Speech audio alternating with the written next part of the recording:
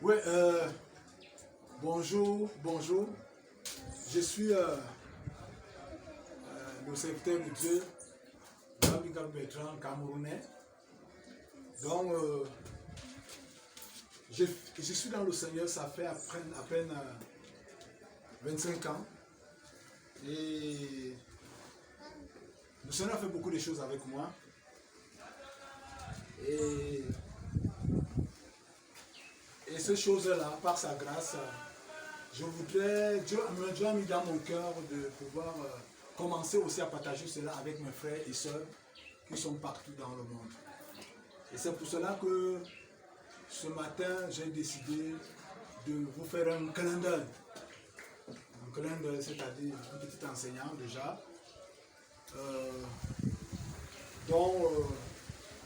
Je vais commencer ce matin mon ministère.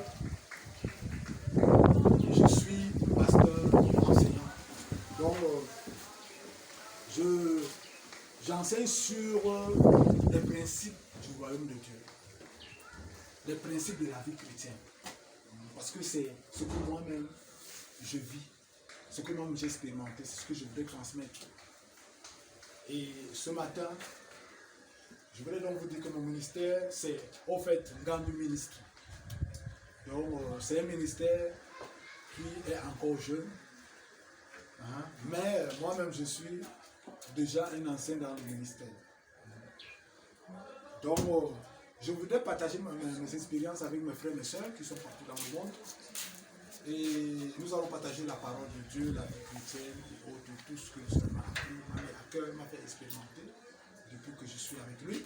Et le but principal, n'est-ce pas, de cette c'est le règne et la volonté de Dieu sur terre. Le règne et la volonté de Dieu sur terre, donc Matthieu nous parle dans le chapitre 9, n'est-ce pas, à partir du verset 13. Donc, le but, c'est que le règne et la volonté de Dieu doit s'accomplir sur la terre, c'est-à-dire dans la vie, n'est-ce pas, de tous ceux-là qui vont, n'est-ce pas, choisir Dieu comme leur Seigneur et leur Sauveur. Dieu veut régner dans leur vie, Dieu veut régner dans nos vies, Dieu veut régner dans son Église. Donc, et là, comme il m'a mis à cœur, j'enseigne sur les principes de la parole de Dieu, les principes, n'est-ce pas, de la vie chrétienne.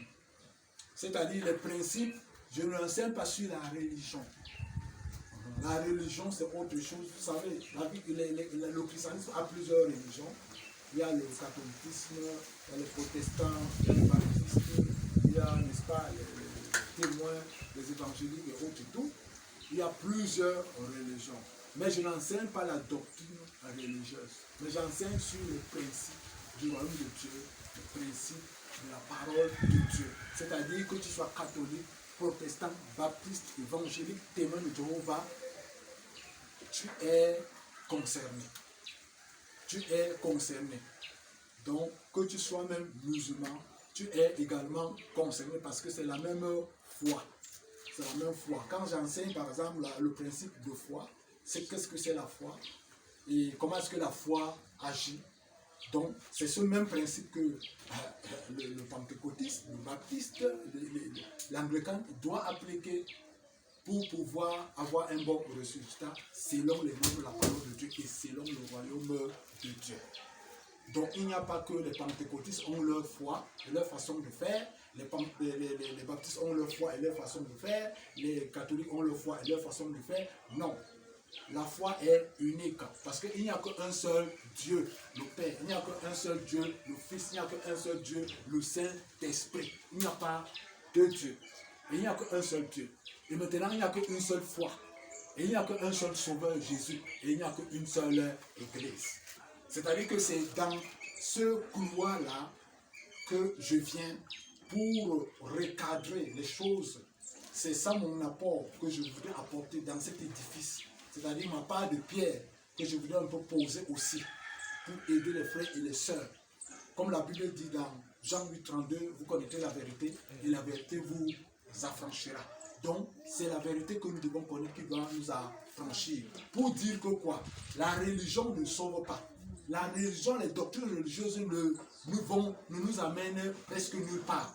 si nous ne sortons pas du cadre, de la coquille des religions, pour faire la chose selon la norme biblique, selon la norme du royaume de Dieu, nous n'allons jamais atteindre les objectifs que Dieu s'est fixés. Tant que nous restons cadrés, tant que nous restons dans les religions, nous n'allons jamais avancer. Donc le temps est arrivé, mon frère, ma soeur, de sortir, n'est-ce pas, dans les coquilles des religions, comme un poussin qui sort de l'œuf, pour entrer dans la liberté. La Bible dit que là où il y a l'Esprit de Dieu, il y a la liberté.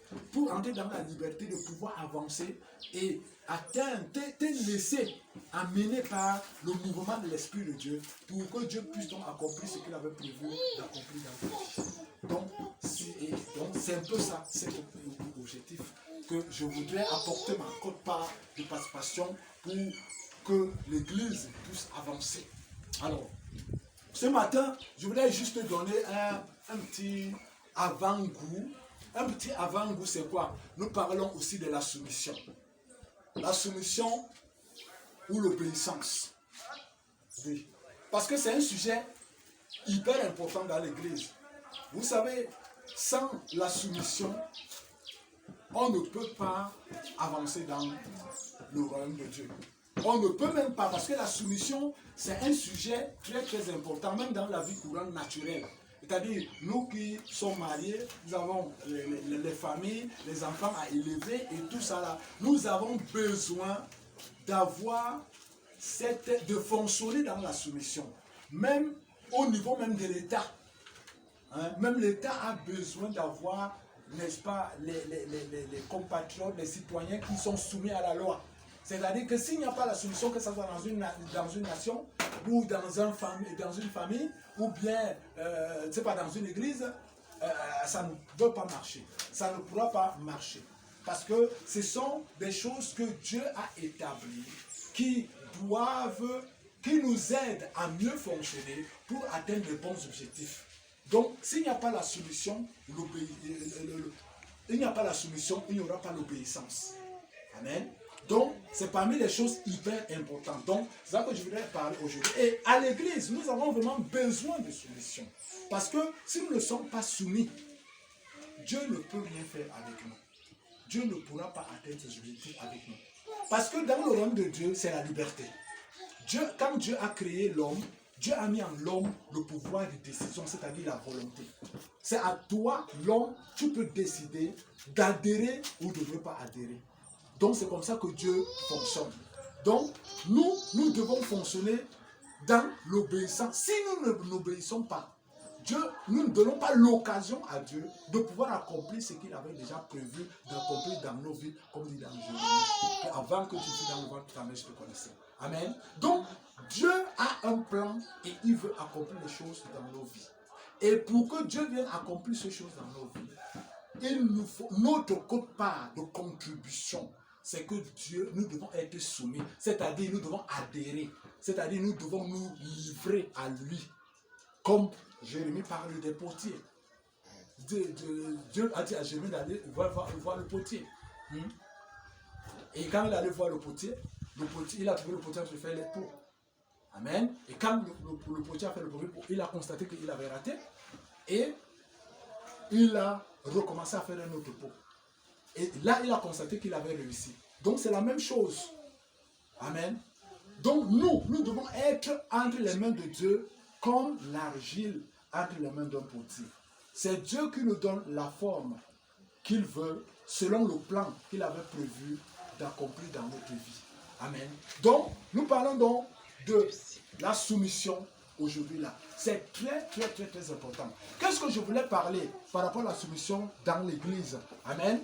Si nous ne sommes pas soumis à l'église, si nous ne sommes pas soumis à nos leaders, nous ne pouvons pas aller avec Dieu. Parce que c'est dans la soumission que Dieu travaille. Amen. Si tu ne te livres pas, soumis, c'est-à-dire que tu attends. Hein? Tu es soumis à quelqu'un, n'est-ce pas? Et tu fais sa volonté. Amen. Et c'est ça. Si nous ne sommes pas soumis, nous ne pouvons pas faire la volonté de Dieu. Amen. Donc, Dieu donc nous amène donc dans ce domaine pour que nous puissions avancer. Donc, pour que le règne et la volonté de Dieu soit accomplie sur la terre, il faut que les hommes qui sont sur la terre acceptent de se soumettre à Dieu pour que... La soumission, c'est un état d'esprit. C'est un état d'esprit. Un état d'esprit, c'est quoi? C'est un état de cœur. C'est-à-dire un cœur qui est prêt pour recevoir le règne de Dieu, pour recevoir la volonté de Dieu. Vous comprenez? Un cœur qui est prêt pour embrasser ce que Dieu veut, pour, n'est-ce pas, faire ce que Dieu veut. Vous comprenez? Et c'est ça qui fait que l'obéissance, on va grandir dans l'obéissance. Amen. Parce que si tu n'es pas soumis à la parole de Dieu, au principe de Dieu, tu ne peux pas grandir dans l'obéissance. Parce que c'est la soumission qui t'amène à grandir dans l'obéissance. Amen. Parce qu'à force de te soumettre, c'est comme ça que tu vas grandir. Voilà un témoignage que j'ai. J'avais un patron qui est venu et j'ai travaillé avec ce patron. À un moment dans notre travail, ce patron a commencé à me dire du n'importe quoi. N'importe quoi, me faire des choses terribles. Jusqu'à même, il allait même très loin, jusqu'à m'insulter. À me dire comment je ne connais rien, je ne peux rien, ainsi de suite, ainsi de suite. De manière que je suis sorti de son bureau un jour avec les larmes aux yeux, jusqu'à ce que ma collègue était dépassée même. Elle m'a dit qu'il faut que je ne dois pas adhérer à tout ce qu'il dit et que je continue à faire mon travail. Et effectivement, mais j'étais dépassé. À un moment, je voulais répondre, je voulais répliquer. Et quand je voulais répliquer, c'est là que le Seigneur me dit que Bertrand, tu ne fais rien. Tu ne fais rien, tu dois te soumettre, tu n'as rien à dire. Tu te soumets parce que tu apprends à te soumettre à moi en obéissant. Amen. Et c'est là que j'ai compris. Finalement, je suis resté tranquille et c'est comme ça que j'ai commencé à le servir. Il m'a dit, tu fermes la bouche. Et j'ai fermé la bouche. Et c'est comme ça. Ce monsieur me faisait les choses que vous ne pouvez pas imaginer. Mais je n'avais pas le droit de répondre, de répliquer. La seule chose que j'avais à faire, c'était de me soumettre. Et parce que Dieu m'a dit que c'est une école. Et c'est là que je commence à comprendre le principe de soumission. Hein? Le principe de soumission, c'est que Dieu te met quelqu'un ici. Parce que regardez, Dieu c'est un être spirituel. Moi je suis un être charnel. Or, Dieu veut m'amener à se soumettre à lui. Comment ça sera possible? Moi je suis visible, lui il est invisible. Comment ça sera possible? Alors Dieu a amené mon patron qui est de caractère dur, il a amené là. Et il me met à l'école, il me demande de me soumettre à tout ce qu'il me demande de faire, tout ce qu'il me demande de faire. Vous comprenez? Et c'est comme ça, quand j'ai compris ça, c'est comme ça que finalement donc j'ai commencé à faire. Lui, il s'en foutait des problèmes que je pouvais avoir comme problème. Il pouvait me dire, ok, viens me chercher et tu me prends au pied de l'avion, parce que je suis chauffeur. Viens me prendre au pied de l'avion. Il s'en fout que pour aller entrer à l'aéroport jusqu'au pied de l'avion, dedans là-bas, on n'autorise pas à n'importe qui d'entrer là-bas. Mais il ne regarde pas toutes ces barrières-là et tout et tout. Pour lui, c'est le résultat qu'il lui voulait. Vous comprenez? Et c'est comme ça. Quand il me demande, par exemple, mon fils veut venir ici, il veut le visa. Point barre. Il s'en fout du reste. Il s'en fout du reste. Il me dit seulement, je veux que tu m'apportes le visa. Le reste, là, les barrières à franchir, ce n'était pas ça son problème. Vous comprenez? Et je devais apporter le visa. Vous comprenez? Donc, et le Seigneur m'a amené, m'a dit que non, je dois me soumettre. Et c'est ça qui a bâti ma soumission. Parce que Dieu m'a fait comprendre que je me soumets à lui, Dieu, en me soumettant à mon patron. C'est là que j'apprends la soumission. Amen. Donc, la soumission ne peut pas venir dans ta vie, toi, chrétien, que ce n'est pas un esprit qui descend comme ça sur toi, boum, ça tombe. Non. Que directement, tu deviens soumis. Non. L'école de Dieu, la vie chrétienne, c'est une école technique. C'est-à-dire, c'est une école qui a deux phases. C'est-à-dire, il y a la phase théorique et il y a la phase pratique. Donc, c'est comme ça que Dieu travaille. Parce que c'est la phase pratique qui te transforme. Et le fait que, si je ne comprenais pas, si je n'avais pas Dieu, je pouvais dire que mon patron me dérange. C'est un patron qui dit, ah non, non, ne me dérange pas. Mais il m'a permis de comprendre, j'étais capable de faire des choses que je ne pouvais pas faire naturellement. Ça m'a transformé. Vous comprenez? Et j'ai compris même que il est même parmi l'un de mes meilleurs patrons. Vous comprenez? Mais il le faisait croire qu'il me faisait du mal, alors que Dieu donc a récupéré ça pour me transformer. Amen. Donc, je voudrais dire à mon frère, à ma soeur, qui va voir, n'est-ce pas, cette vidéo partout dans le monde entier, la soumission, ce n'est pas un esprit qui descend sur toi. Non. La soumission, ça s'apprend. Tout ce que nous recevons de Dieu, c'est par voie de processus. C'est dans un processus. C'est-à-dire que tu dois commencer à te soumettre à tes parents déjà à la maison, parce que c'est Dieu qui a établi tes parents comme tes leaders. Tu dois te soumettre à tes dirigeants, c'est-à-dire ton pasteur. Tu es dans un ministère que tu travailles, tes patrons, tu dois te soumettre à eux. C'est comme ça que la soumission se cultive, ça se cultive. C'est en te soumettant à eux que tu vas te soumettre à Dieu. Tu ne peux pas donc dire que tu ne te soumets pas à eux, les gens que tu vois tous les jours, et tu dis que tu vas te soumettre à Dieu que tu ne vois pas. Non, c'est faux, archi faux. Vous comprenez? Donc, on apprend à se soumettre à Dieu, à se soumettant aux hommes. C'est par là qu'on cultive l'esprit de soumission. Parce que cette école, c'est une école pratique, c'est une école technique. Vous comprenez? Donc c'est comme ça que ça s'est passé. Et finalement, donc, je suis sorti de là étant béni. Je peux travailler avec n'importe quel patron aujourd'hui. Parce que là, j'ai acquis l'esprit d'obéissance. D'obéissance. Vous voyez, non? En me soumettant, tu deviens obéissant. C'est ça qui fait de toi obéissant. Mais si tu ne te soumets pas, tu seras plutôt ce qu'on appelle rebelle, insoumis. Vous comprenez? Tu vas aussi cultiver ça parce que tu ne te soumets pas. Mais quand tu te soumets, tu deviens quoi? Obéissant. Parce que tu te soumets. Tu sais à t'asseoir et attendre de recevoir. Amen. Et c'est ce que Dieu veut faire dans ta vie. C'est ce que Dieu veut faire dans l'église. C'est ça que Dieu veut faire dans la vie du chrétien. Et c'est ce que Dieu fait dans ma vie. Me soumettre. Comment le règne et la volonté de Dieu va s'accomplir dans ma vie si je ne me soumets pas. Amen. Donc ça commence par là. Dans la maison. Là où je suis avec les gens avec qui je vis. Est-ce que je suis soumis? Hein? C'est là que Dieu apprend. C'est là que j'apprends la soumission.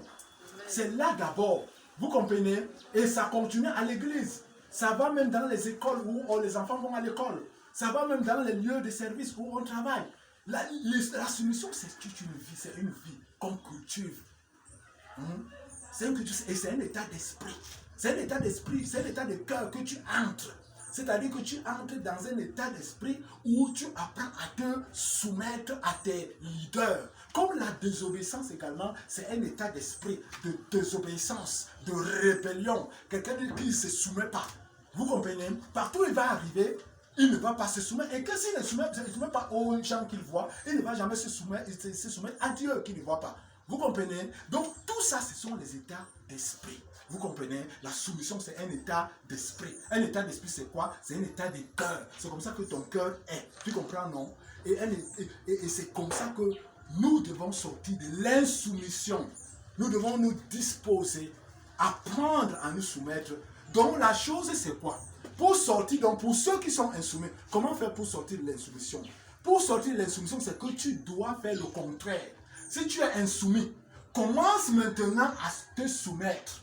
C'est-à-dire, même quand on t'appelle, quand on te commissionne, soit ton patron, soit ton pasteur, soit tes leaders, soit à la maison, soit tes parents, hein, ce que tu ne faisais pas, ce que tu ne pouvais pas faire, même si ton corps rejette, même si ton corps ne veut pas, même s'il y a la rébellion en toi que tu sens que tu ne peux pas, mais sache que le comprimé que moi je te prescris, que tu dois prendre ce matin pour combattre ça, c'est que tu dois obéir. Tu dois te soumettre. Parce que c'est l'obéissance qui combat la désobéissance. C'est comme ça, l'inverse. Vous comprenez? Si je veux être obéissant, il faut que si je veux être obéissant, je dois obéir. Vous comprenez? C'est ça qui va combattre la désobéissance. Vous comprenez? Si tu veux être soumis, si tu veux être soumis, que tu es insoumis, il faut te soumettre. Vous comprenez? Donc c'est ça le compromis, c'est ça le remède. Donc même si tu sens que tu ne peux pas, même si tu sens que ça fait quoi, même si c'est un enfant qui t'appelle à la maison, te commissionne, quand tu sais que tu as un problème, que tu ne te payes pas, vas-y. Tu prends ça comme un compromis. Vous comprenez? Tu prends ça comme un compromis, tu prends ça comme un remède. Je vais obéir juste pour essayer de briser la désobéissance à moi. Vous comprenez? C'est pour ça que j'obéis, pour briser la désobéissance à moi. J'obéis pour ça. Tu comprends, non? Et en obéissant, quelque part, ça va briser quelque chose. Quelque part, tu vas te ressentir dans ton esprit qu'il y a quelque chose que tu as brisé. Et ça va te faire du bien. Tu comprends, non? Et à force de faire ces mouvements-là, comme je vous dis que c'est une école technique pratique, à force d'obéir à n'importe qui, comme ça, là, pas pour faire des choses négatives, hein, obéir pour faire des choses positives, c'est-à-dire selon la parole de Dieu. Nous sommes dans un cadre du règne à volonté de Dieu. Vous comprenez? Donc, dans la maison, quand ton parent t'envoie, au travail, quand ton patron t'envoie, tu essaies de faire exactement ce qu'on te demande de faire pour que ton patron ou tes parents soient contents. Vous comprenez? Donc, à force donc de faire ça, vous allez comprendre que vous allez vous sentir bien. Vous allez sentir qu'il y a des choses que vous êtes en train de briser à l'intérieur de vous. Et finalement, votre esprit sera libre. Et vous comprenez? Et finalement, vous serez obéissant sans toutefois, vous ne saurez même pas comment ça fait pour que vous soyez obéissant. Vous comprenez? Donc, c'est comme ça que ça se passe. Vous comprenez? Donc, voilà un peu le clin d'œil. Voilà un peu le clin d'œil que je voulais faire à mes frères, à mes soeurs aujourd'hui dans le monde. Je voulais donner un peu, comme on dit, le goûter de ce que j'ai vécu. Ce que je dis, c'est ce que j'ai vécu. Ce que je dis, c'est ce que je suis devenu. Donc, je prends ce que Dieu m'a fait expérimenter pour pouvoir, n'est-ce pas, disposer ça aussi entre les mains de mes frères et de mes sœurs. Et c'est pour cela que ce matin, je bénis le Seigneur de m'avoir donné cette opportunité pour te parler partout où tu es. Maintenant, je voudrais prier pour toi. Je voudrais invoquer la grâce de Dieu. Si tu es désobéissant et que tu n'arrives pas à obéir, tu es invivable. C'est-à-dire que les gens ne te supportent même pas à cause de ton mauvais caractère. C'est possible. La Bible dit que avec la foi, tout est possible. Tout est possible. Vous comprenez? C'est question de croire. Crois premièrement à ce que je suis en train de te dire ce matin. Crois premièrement à ça. Hein? Et deuxièmement, saisis ce que je suis en train de te dire maintenant et mets en pratique. Toi-même, tu vas voir comment ça va se passer. Et maintenant, je vais prier pour le Seigneur pour toi. Tu vas prier, Seigneur Jésus. Toi qui n'as pas encore né de nouveau, ou bien toi qui es désobéissant, répète après moi, Seigneur Jésus, j'ai écouté la parole de ce matin et vraiment j'ai été béni. Et je te dis également merci Seigneur, et je crois à cette parole et je te prie Seigneur de me délivrer. Seigneur, viens dans ma vie, deviens mon Seigneur, mon sauveur personnel. Délivre-moi de moi-même. Seigneur, je m'abandonne à toi, je me livre à toi Seigneur. Conduis-moi, Seigneur, je vais être obéissant. Je veux que ton règne et la volonté soient faites dans ma vie, au nom de Jésus. Et je voulais prier pour tout ce monde qui m'ont écouté ce matin. Seigneur, merci pour la grâce que tu nous as accordée ce matin, de pouvoir être en contact avec mes frères et mes soeurs, de pouvoir être en contact avec ceux qui sont partout dans le monde. Je te bénis pour cela, Seigneur. Merci parce que tu les as connectés à moi ce matin. Merci parce qu'ils sont bénis. Merci parce que la grâce va agir dans leur vie. Au nom de Jésus, je prie, Éternel, ô Dieu Tout-Puissant, que cette parole, ô Dieu, devienne une réalité dans leur cœur. Au nom de Jésus, un cœur réceptif, un cœur qui reçoit la parole de Dieu, un cœur qui épouse la volonté de Dieu, un cœur qui épouse le règne, le règne de Dieu, un cœur qui s'attache aux choses de Dieu. Gloire, honneur à toi, Éternel. Merci parce que prochainement encore, tu vas nous accorder cette grâce de pouvoir encore être ensemble. Dans le nom de Jésus, nous avons prié. Amen. Soyez bénis.